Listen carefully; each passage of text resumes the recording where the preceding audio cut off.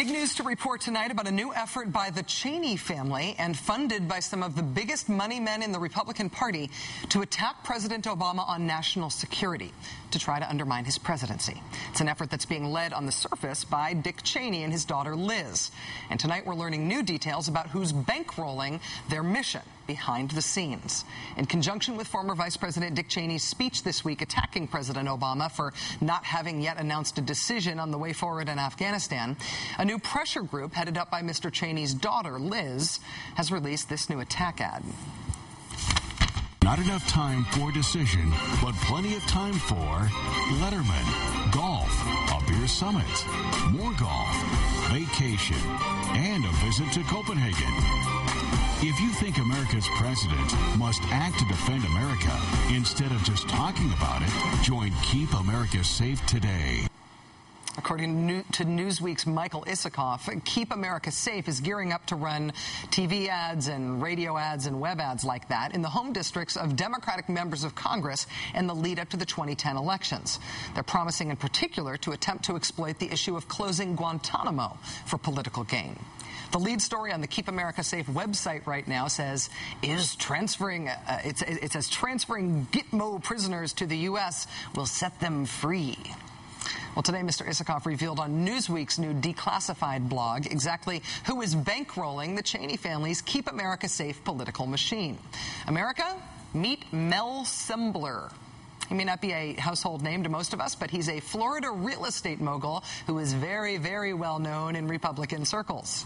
Mr. Sembler is the former finance chairman of the Republican National Committee. He served as President Bush's ambassador to Italy, and he's now throwing all of his considerable financial muscle behind the Cheneys' new anti-Obama venture. Mr. Sembler told Newsweek, quote, "I love Liz Cheney and what she's doing. I'll be as supportive as my budget will allow." Mr. Sembler is a very close friend of the Cheney family. Here he is posing with the former Second Lady of the United States, Lynn Cheney. He's so close to the Cheneys, in fact, that in addition to bankrolling the Cheney family's new anti-Obama political group, Mr. Sembler is also the chairman of the Scooter Libby Legal Defense Trust, set up to defend Mr. Cheney's chief of staff, Scooter Libby, when Mr. Libby was charged with lying and obstructing the investigation into the Bush-Cheney White House, outing a covert CIA officer as political revenge.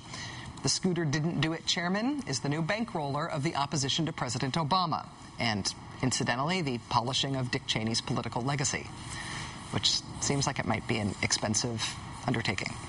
Joining us now is MSNBC contributor and Newsweek investigative correspondent Michael Isikoff. Mike, thanks very much for coming in tonight. Good to be with you, Rachel.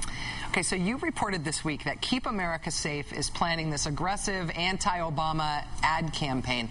What do you think we should expect that campaign to look like, and who are they going to target? Well, they are a political advocacy group. They clearly want to be players on the national political scene, carving out this niche of attacking Obama on national security policies. We saw it it was very interesting this week when Cheney gave that speech at the Center for Security Policy the other night. Instantaneously, the speech shows up on the website of Keep America Safe. Very much a coordinated effort. Father working hand in glove with daughter, all in the family, to defend the Cheney legacy, attack Obama, and particularly make Obama's national security policies seem as scary and as dangerous as they can. You mentioned correctly they want to focus on Gitmo. One of the things they're going to be doing in this ad campaign is showing photos of really scary-looking Gitmo detainees, bearded Muslims looking like terrorists, saying, "Do you want this guy in your neighborhood?" suggesting that Obama's policies might lead to the release of Gitmo prisoners inside the United States.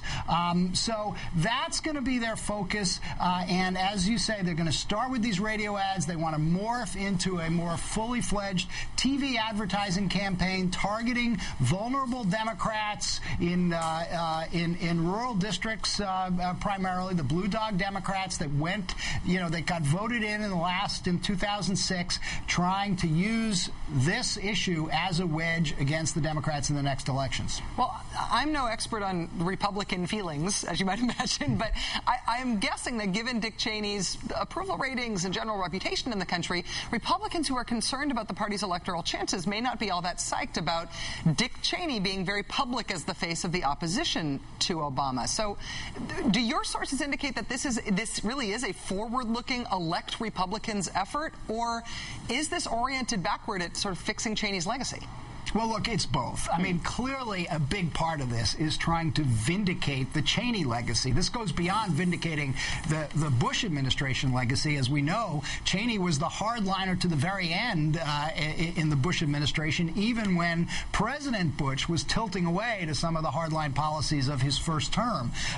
So there's a big element of that, and it's, one could call it a family vendetta or a family crusade. But I think the strategist behind this, and it's not just Liz Cheney, a co-director of Keep America Safe is Bill Kristol of the Weekly Standard, a very active partisan in Republican Party circles and a regular guest on Fox News. But I think they think that if they could shape this about Obama's policies, that will work to their advantage. They don't necessarily have to put Dick Cheney out there. I don't think we're going to see Dick Cheney in these ads, but we will see scary-looking terrorists in these ads. I bet you we will see Dick Cheney in these ads. I think he can't stop talking about this stuff. Let me ask you one other strategic question about this.